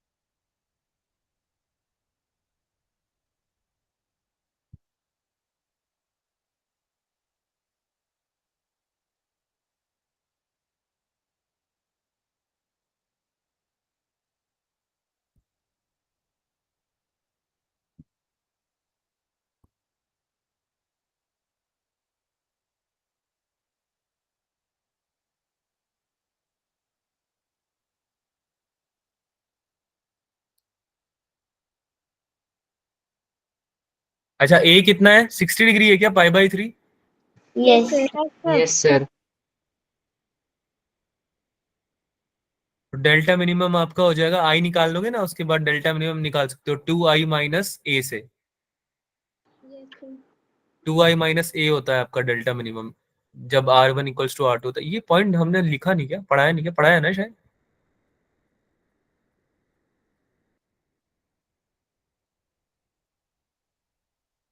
हाँ, ये देखो, delta minimum equals to 2i minimum minus A. Minimum deviation के लिए बताया था ना, जब R1 इक्वल्स टू R2 हो जाएगा, है ना, और डेल्टा मिनिमम क्या हो जाएगा, सर हो 2i गया। माइनस ए। ठीक है, कितना आंसर आया, सर 2 साइन इनवर्स 3/4 माइनस π/3। बढ़िया। करें, सॉल्व करें। Yes sir. सो हमने क्या पढ़ा बच्चों, एक बार पढ़ लो, साथ में कर लो, कोई बात नहीं, पहला ही क्वेश्चन है ना ये, साथ में कर लो। फॉर मिनिमम डेविएशन हमने आपको क्या बताया, कि आपका R1 किसके बराबर होना चाहिए, R2। R2। R2। तो ये क्या हो जाएगा, a/2 के बराबर हो जाएगा ना, R1 plus R2 equals to a था, Yes, sir. है ना। तो R कितना हो गया, एंगल ऑफ रिफ्रैक्शन कितना आया हमारा, 30 डिग्री आया क्या, 30 डिग्री। है ना, 30 degree, क्योंकि a कितना दे रखा था बच्चों, 60 डिग्री, 60 डिग्री सर। राइट। तो अब I निकालेंगे हम, कैसे निकालेंगे, by Snell's law. Snell's law तो लगेगा ही ना सब पे, बहुत इंपॉर्टेंट है, बहुत यस जगह काम सर। होता है ना। n1 sin i equals to n2 sin r, तो n1 sin i equals to n2 sin r जब लगाएंगे इस पे, तो क्या हो जाएगा, n1 तो 1 हो गया एयर का, है ना, यस और सर। sin i तो तुमको निकालना ही है। n2 कितना दे रखा है बच्चों, 3/2 दे रखा है क्या, 3/2। साइन r की जगह क्या लिखूंगा, r की जगह क्या लिखूंगा, 30 डिग्री। साइन 30 डिग्री, कितना हो गया साइन 30 डिग्री, हाफ। हाफ हो गया क्या, यस। yes, तो साइन i इक्वल्स टू कितना आ गया, 3/4। 3/4, 4. i कितना आ गया, sine inverse 3/4, sign inverse 3/4 sir. है ना। अच्छा, Yes, sir. हमने एक कंडीशन पढ़ी है, देखो अभी अभी बताया ना मैंने आपको, कंडीशन क्या होती है, for delta minimum in case of R1 equals to R2, है ना, हम क्या लिखते हैं डेल्टा मिनिमम को, 2i माइनस ए, क्या हो जाएगा, 2i मिनिमम माइनस ए, तो क्या हो जाएगा ये, 2 टाइम्स साइन इनवर्स 3/4 माइनस कितना, 60 डिग्री, या फिर π/3। 60 डिग्री। Yes, sir. π/3 60 डिग्री तो होता है बेटा, Yes, sir. Yes sir. अरे π/3 60 होता है ना, Yes, sir. Yes sir. तो ये आपका आंसर। है ना, ये और ये दो आंसर है आपके, दो निकालना था। समझ में आया सबको? Yes, sir. यस कोई सर। डाउट? No, sir. ठीक है, फिर एक डिस्पर्जन भी अब समझ लेते हैं। अब देखो ये डिस्पर्जन जो है आपका, इसमें से कोई क्वेश्चन ऐसा आएगा नहीं, पर मैं एक बार जस्ट बिकॉज थ्योरी आपको कंप्लीट करानी है, कवर करानी है, इसलिए मैं बता रहा हूँ। एंगुलर हमने डिस्पर्जन पढ़ा था बचपन में, जो एंगुलर स्प्लिटिंग होती है रे की, व्हाइट लाइट की, उसके नंबर ऑफ कंपोनेंट से पढ़ा था ना, रेनबो वगैरह बन जाते हैं एक व्हाइट लाइट से, बहुत सारी Yes, लाइट sir. निकलती है ना, यस सर। विबग्योर पढ़ा था ना, ठीक है। जी sir. Spreading into different direction, that is called dispersion of light. It is for whole electromagnetic wave in totality, यानी कि जितनी भी EM waves है ना आपकी, EM waves हो गया क्या आप लोगों का? No sir. No sir. EM waves नहीं आता ना, हाँ, तो इलेक्ट्रोमैग्नेटिक वेव्स तो समझ में आती है ना, वेव तो समझ में आती है ना। Yes sir. एक तो पार्टिकल होता है, एक वेव होती है, दो चीजें होती है, पता है ना ये तो, जी सर। है ना। Yes, तो sir. जो वेव है, इलेक्ट्रोमैग्नेटिक वेव, उन सब पे ही basically dispersion of light apply होता है ना, डिस्पर्जन सभी वेव्स का होता है। This phenomena is called waves of different wavelength move with same speed in vacuum but with different speed in a medium, यानी कि जब वैक्यूम में जाएंगी तो सब सेम स्पीड से जाएंगी, चाहे वेवलेंथ अलग हो उनकी, लेकिन जैसे मीडियम में आएंगी वैसे वेवलेंथ के हिसाब से स्पीड चेंज होने लगेगी ना उनकी। बात समझ में आ रही यस सर। है ना, क्योंकि मीडियम में क्या होते हैं, आपके इंटरफेरेंस होने लगते हैं ना, मीडियम के जो आपके पार्टिकल्स हैं वो इंटरफेयर करने लगेंगे वेव के साथ में, ठीक है। तो जिसकी जितनी वेवलेंथ है उस अकॉर्डिंगली वो मूव करने लगेगा स्पीड में। अरे यार इसको ऐसे समझो ना, तुम्हारी अगर बाइक है, अब मैं पता नहीं बाइक बना पाऊंगा नहीं बना पाऊंगा, ये तुम्हारी बाइक है, ये जा रही है रोड पे, है ना, और सेम रोड पे तुम्हारी कार जा रही है, ट्रक लग रहा है वैसे तो ये, पर ठीक है, समझ गए ना तुम। एक बाइक जा रही है, कार जा रही है, तो अगर रोड खाली है बेटा तो दोनों सेम स्पीड से जा सकते हैं। अगर मान लो दोनों को बोला कि 100 पे जाओ तो जा सकते हैं ना दोनों, यस Yes, सर। sir. है ना। लेकिन अगर तुम्हें बोल दिया कि अब तो थोड़ा ट्रैफिक है, रोड पे ट्रैफिक आ गया, तो बाइक तो छोटी होती है, Yes, sir. यस तो सर। बाइक अपनी लेंथ के हिसाब से, अपनी डायमेंशंस के हिसाब से निकल सकती है, स्पीड चेंज कर सकती है। लेकिन जो ट्रक है वो उतनी स्पीड से निकल पाएगा क्या? No, no sir. Sir. Yes, sir. समझ में आया? अच्छा लगा example? Yes, yes sir. Sir. तो ऐसे डिफरेंट डिफरेंट वेवलेंथ होती है ना, अलग अलग वेव की अलग अलग वेवलेंथ होती है, तो जैसे ही मीडियम से इंटरेक्ट करती है वो, तो सबकी स्पीड अलग अलग हो जाती है, ठीक है। तो ये Yes. डिस्पर्जन ऑफ लाइट हमारा जो फिनोमेना है वो हमें यही समझाता है। तो रिफ्रैक्टिव इंडेक्स निकालते हैं इसमें हम, बेसिकली रिफ्रैक्टिव डिस्पर्जन में हम रिफ्रैक्टिव इंडेक्स निकालते हैं। Refractive index of a medium, it depends slightly on wavelength also, wavelength पे भी थोड़ा सा डिपेंड करता है रिफ्रैक्टिव इंडेक्स किसी मीडियम का। This variation of refractive index with wavelength is given by Cauchy's formula. Cauchy ने हमें ये फॉर्मूला दिया था कि पहले तो कोई समझ ही नहीं पाया था कि वेवलेंथ कैसे अफेक्ट कर सकती है रिफ्रैक्टिव इंडेक्स को। फिर जब कौची ने अपने एक्सपेरिमेंट्स किए तो उन्होंने देखा कि भाई किसी मीडियम की जो रिफ्रैक्टिव इंडेक्स है वो इस पे भी डिपेंड कर रही है कि वेवलेंथ जो है वो क्या है ना, जो इंसिडेंट वेवलेंथ है, कोई भी वेव अगर उसमें ट्रैवल कर रही है तो उसकी वेवलेंथ पे भी डिफर कर जा रही है। तो जो डिफरेंस था या जो मतलब चेंज था वो कैसे निकालते हैं, A plus B upon lambda square से। और ए और बी क्या है, पॉजिटिव कांस्टेंट है ऑफ मीडियम के, ये आपको क्वेश्चन में प्रोवाइड किए जाएंगे। बात समझ में आई? आपको क्वेश्चन में प्रोवाइड किए जाएंगे ए और बी, है ना। और लैम्डा तो क्या है तुम्हारा, लैम्डा पता है ना क्या है? वेवलेंथ। वेवलेंथ, ठीक है। लैम्डा क्या है? Wavelength. वेवलेंथ। अब ये साउंड वेव्स एग्जिबिट नहीं करती ये फिनोमेना। अगर साउंड वेव के ऊपर कभी तुम्हें ये फॉर्मूला लगाना पड़ा, मत लगाना, ये फॉर्मूला नहीं लगता साउंड वेव, है ना।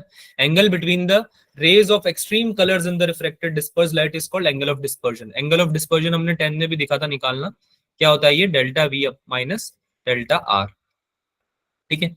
जो आपकी रेज हैं उनके बीच में एंगल जो है एक्सट्रीम कलर्स, यानी कि ये हो गया आपका वॉयलेट, क्या हो गया ये, वॉयलेट, वॉयलेट। और ये क्या है, रेड।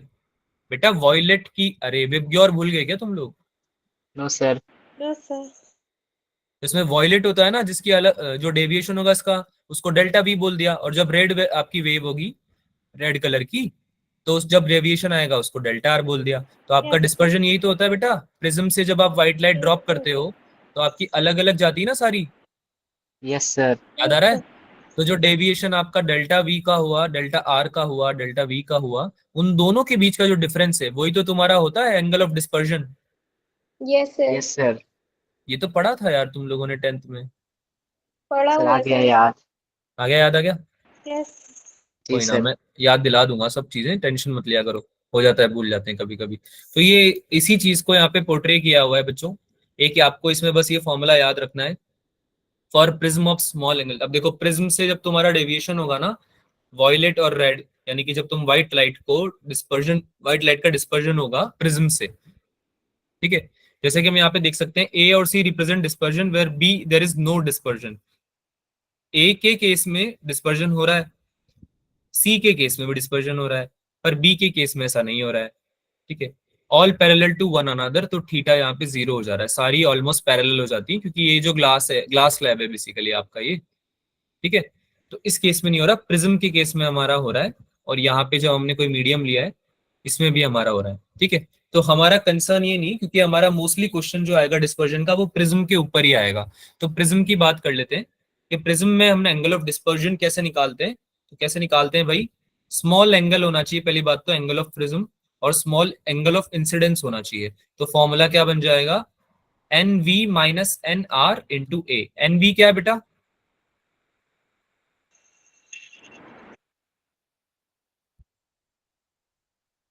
दे रखा है बेटा यहाँ पे नीचे देखो, n V n R and n Y are the refractive index of material for violet, red and yellow. अभी हमने बात करा ना कि जो सेम मटेरियल है sir. वो अलग अलग वेवलेंथ के लिए भी अपनी रिफ्लेक्टिव इंडेक्स चेंज कर रहा है। ये देखो यहाँ पे यही तो निकाला था कौची ने, कि जो वेवलेंथ अलग अलग आ रही है तो रिफ्लेक्टिव इंडेक्स कैसे चेंज हो जाती है। बात समझ में आई, Yes, sir. है ना। Yes, sir. तो यहाँ पे ऐसे वॉयलेट के लिए कुछ अलग आ जाएगी रिफ्लेक्टिव इंडेक्स। तुम यही सोच रहे हो ना कि सर रिफ्लेक्टिव इंडेक्स तो प्रॉपर्टी ऑफ मटेरियल होती है, वो कैसे चेंज हो जा रही है, यही सोच रहे हो ना, Yes, sir. है ना। तो अभी थोड़ी देर पहले कोची ने यही तो क्लियर किया तुमको कि वेवलेंथ की वजह से भी चेंज होती है ना, A plus B upon lambda square. तो इस वजह से यहाँ पे प्रिज्म के केस में एन वी एन आर और एन वाई क्या है, reflective index of violet, red and yellow according to the material, ठीक है। Sorry, reflective index of material according to violet, red and yellow, है ना। कलर के हिसाब से मटेरियल की रिफ्लेक्टिव इंडेक्स चेंज हो रही है, ठीक है। फॉर्मूला याद क्या रखेंगे, N V minus N R into A, ये आएगा एंगल ऑफ डिस्पर्जन। बात समझ में आई, Yes, sir. Yes, sir. ठीक है। समझा दिया है मैंने, वैसे इतना इंपॉर्टेंट नहीं है। एक ये भी, इसको भी पढ़ लेना, डिस्पर्सिव पावर को कैसे देते हैं, डिस्पर्सिव पावर को n V minus N R upon n Y minus one, ठीक है। डिस्पर्सिव पावर, डिस्पर्सिव पावर हमें क्या बताती है बेसिकली, कि कितना डिस्पर्जन हो रहा है बेसिकली, है ना। न्यूमेरिकल डेटा से ही निकालते हैं इसको भी, है ना। Larger the mean deviation larger will be the angular dispersion. जितना ज्यादा आपका डेविएशन होगा उतना ही ज्यादा आपका डिस्पर्जन होगा, एंगुलर डिस्पर्जन उतना ज्यादा होगा, है ना। अरे ऑब्वियस सी बात है ना। तो अगर तुम्हारा डेविएशन बढ़ जाएगा, अगर तुम्हारा डेल्टा वी ज्यादा होगा, है ना, delta we minus delta R अगर बढ़ जाएगा तो तुम्हारा थीटा भी तो बढ़ेगा बेटा। समझ में आई बात, Yes, sir. है ना। जी सर। हो रहा है यहाँ पे ये कि अगर लार्जर हुआ मीन डेविएशन तो लार्जर ही आपका क्या आएगा, angle of dispersion. Dispersive power मैंने बताया क्या बताती है, कि कितना आपका डिस्पर्जन हुआ है ना, कितना ज्यादा हो सकता है। तो n V minus N R upon n Y minus one से इसको निकालते हैं, है ना। यानी कि आपका जो एंगुलर डिस्पर्जन है divided by deviation of mean रे। मीन रे होती है येलो। येलो क्यों बोला मैंने, क्योंकि विब ग्योर में आपका जो मीन देता है वो येलो लाइट देती है। मीन समझते हो ना सब, मीन क्या होता है, मीन मीडियन मोड, है ना। इन सातों रेस को जब आप देखोगे, एनालाइज करोगे, तो येलो लाइट आपकी है जो मीन रे मानी जाती है, कि उसका डेविएशन जो आता है वो कहीं ना कहीं वॉयलेट और रेड का मीन होता है। बात समझ में आई, Yes, sir. है ना। n माइनस वन को यहाँ पे हम बोलते हैं refractivity of medium for corresponding colour, n यानी refractive index of the prism, ठीक है, या मीडियम जिससे भी हो रहा है डिस्पर्जन। तो refractivity of medium n minus one होता है, ठीक है। ये कभी अगर आते हैं क्वेश्चन में तो काम आएगा।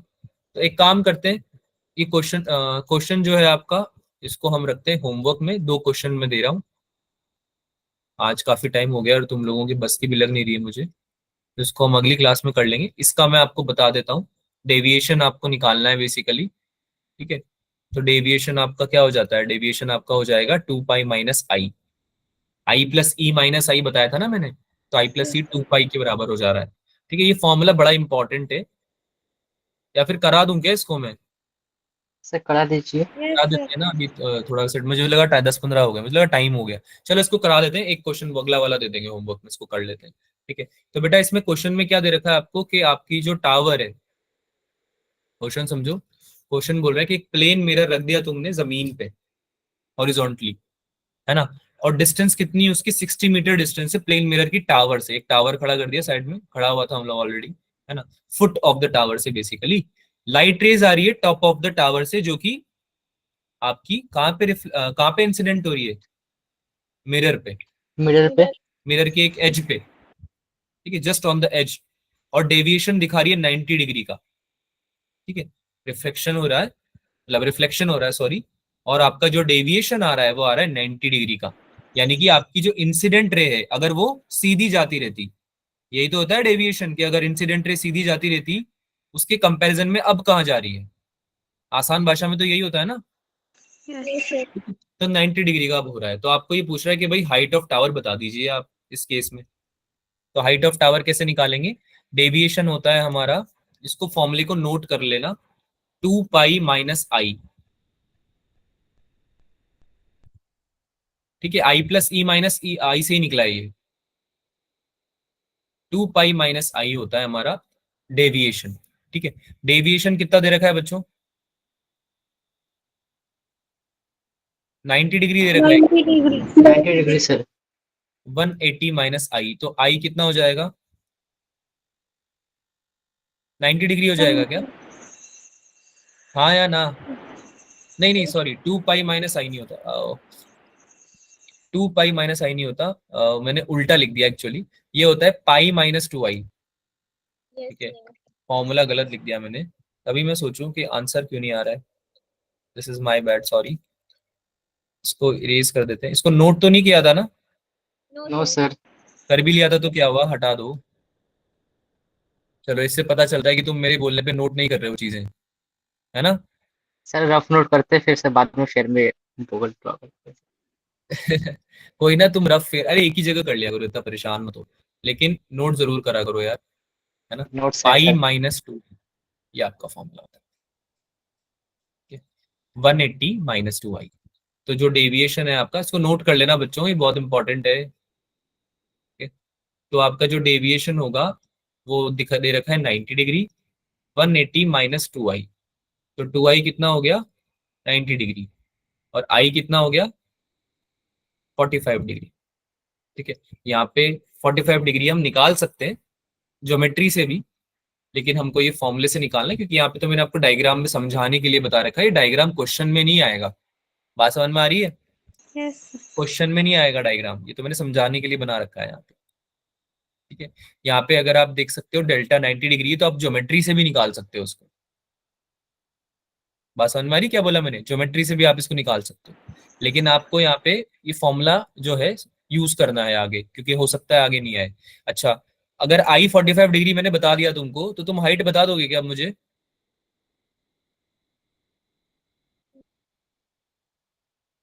अरे 45 डिग्री तुमको बता दिया, डायग्राम बना रखा, हाइट बता दो जल्दी से, क्या बात हो गई, नहीं बता पाओगे,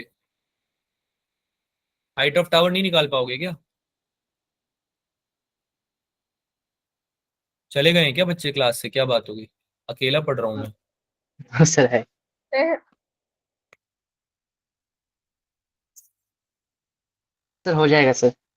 हो जाएगा नहीं, करो। आंसर निकाल के बताओ मुझे।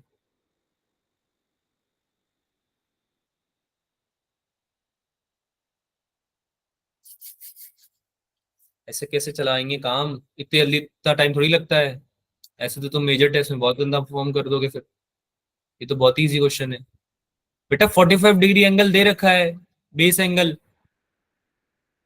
डायग्राम देखो ना। किसी का भी नहीं आया क्या, Sidra, Taman, No, Shiva, sir. Sir 60 metre. हाँ बेटा 60 मीटर, क्या हो गया, इतना टाइम कैसे लग रहा है बाकी बच्चों को, नो सर, सर पहले कुछ और सवाल से सब पता लगा, सर ट्रिग्नोमेट्री से आ जाएगा सर। ट्रिग्नोमेट्री से ही करेंगे और कैसे करोगे, ये हाइट है सर टावर, ये तुम्हारा इंसिडेंट रे है, ये तुम्हारा बेस है, ये 45 डिग्री दे रखा है, ये तुम्हारा 60 मीटर दे रखा है, और तुमसे हाइट पूछ रहे हैं, अब टेन थीटा भी नहीं लगाओगे क्या तुम इसमें, yes sir. Yes, sir. h/60 1045 होता है कितना? 1 1 One. कितना आ गया हाइट? 60 मीटर। क्या बात हो गई भाई, सॉल्व क्यों नहीं कर रहे हो, ट्रिग्नोमेट्री क्यों नहीं लगा रहे हो? सर वो 10 पहले की थोड़ा सा जगह कंफ्यूज हो साइन गया था लिखी जा रही थी मैं, 10 की हाँ जगह साइन लिखी जा रही थी मैं। हाँ भाई, और बच्चे बताओ, मैं तमन पे कमेंट नहीं करना चाहता अभी। कोई और बताओ, तुम सो उसका तो समझ में आया, तुमने क्यों नहीं सॉल्व किया है? सिद्रा, Sir, हो गया। दीक्षा, काजल, शेखर, हो गया? Yes, sir. ठीक। मुझे लग रहा है तुम इतने थक जाते हो आते आते यहाँ तक कि तुमसे ना बेसिक बेसिक ट्रिग्नोमेट्री नहीं लग रही है। ये 2 क्वेश्चन होमवर्क में दे रहा हूँ, उसको करके जरूर लाना, ठीक है? Yes. तो आज की यस क्लास में सर। हमने TIR समझा और प्रिज्म समझा है। आगे आगे आने वाली क्लासेस में हम कंटिन्यू करेंगे। अभी तो हमारा पूरा लेंसेज बचा हुआ है, ठीक है? तो आपको होमवर्क जो है वो है कि आपको मॉड्यूल से क्वेश्चन करने हैं जो टॉपिक हमारे हो चुके हैं, मॉड्यूल एंड DPP से, ठीक है? ये DPP में शेयर कर दूंगा तुम्हारे साथ, डोंट वरी। अगर शेयर नहीं सर कर दी थी शायद मैंने वैसे तो। हाँ बोलो। सर मेजर टेस्ट की बात करें, फॉर टॉपिक्स कवर्ड, बेटा जितने हो पा रहे हैं उतने कर लो, 2-5 भी करोगे तो मोमेंटम में रहोगे, ठीक है? Yes, sir. कोई दिक्कत नहीं है, 2-5 करो आराम से, अगला 11th अपना करने लग जाओ, है ना? कोई Yes, दिक्कत sir. नहीं है, पर मोमेंटम ब्रेक मत करो। मोमेंटम ब्रेक करोगे ना तो फिर वो टॉपिक बाद में फिर से पढ़ना पड़ता है क्वेश्चन सॉल्व करने के लिए, है ना? नेक्स्ट क्लास में हम यस देखते हैं, लेंसेज वगैरह कर लेंगे, ठीक है? हाँ भाई, कोई डाउट है आज की क्लास में किसी को?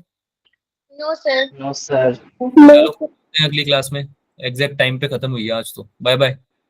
Thank you. Good night sir. Thank you, sir. Bye. Bye bye.